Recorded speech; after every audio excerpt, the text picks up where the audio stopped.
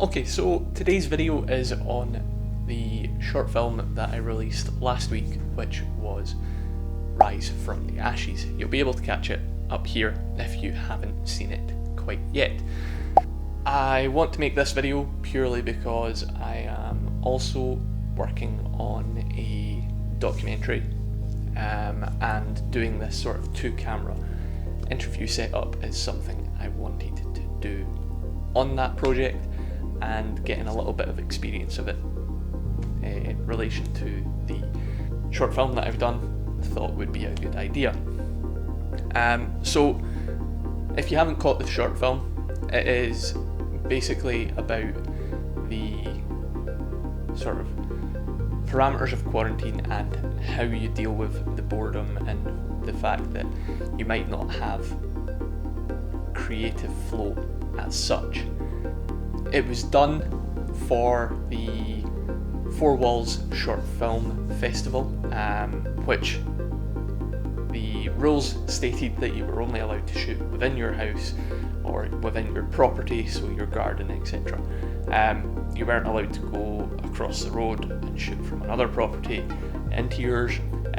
You were only allowed to accept help from the people within your household as well, so you weren't allowed to sort of mix with other households unless you'd done it remotely, which throws up the first point I want to get to. The most challenging point of this film was that I was shooting majority of it myself, and going into that it means that it was majority locked off shots, kind of like what's happening just now. This was a difficult thing to deal with because I feel the story might have had a little better pacing if I was able to do the movements that I had. I mean, I could have asked the people that I'm in sort of lockdown with to help out. However, they've got their own projects that they're working on. They're also working from home at the moment, so whilst I was filming it, they were still doing their jobs, so I couldn't really pull them away from it. All that being said, I do think that I got quite a good result out of the footage that I shot. I really enjoyed shooting it, enjoyed the pitfalls of it, all of that sort of thing. Fun little fact is this painting is done on the boards from my first short film outside of university settings. It was solo funded myself, and in this actual room I built a 10 foot by about, what would it be,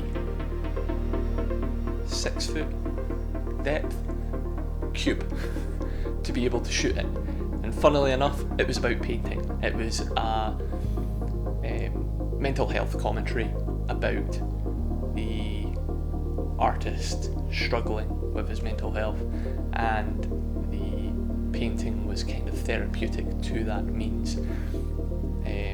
Sort of like a chrysalis, it developed him and allowed him to express himself. It is on YouTube, so you may be able to find it.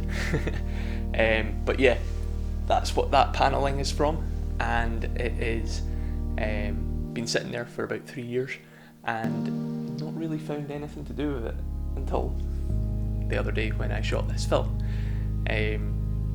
So yeah, nice wee fun little bit of trivia there for you. This film, it was for the Four Walls Short Film Festival, so I know it's with a very, very, very, very slim chance of getting anything out of it. However, I enjoyed it because it drove me to do something I got spurred on by seeing the outline for the film festival, and the parameters kind of gave me that sort of idea straight off the cuff as soon as I saw the video go up promoting it. So even if I don't win it, I have learned a ton of stuff that I'm going to apply to other short films that I have in the works and that documentary that I was telling you about earlier. Going on to the next bit, I'd think that this film would be sort of aimed at creators. We all have that common issue of hitting creative blocks and how each of us address that is very different. However, overall, I think the end outcome is the same, inevitably. We always end up getting something off of it.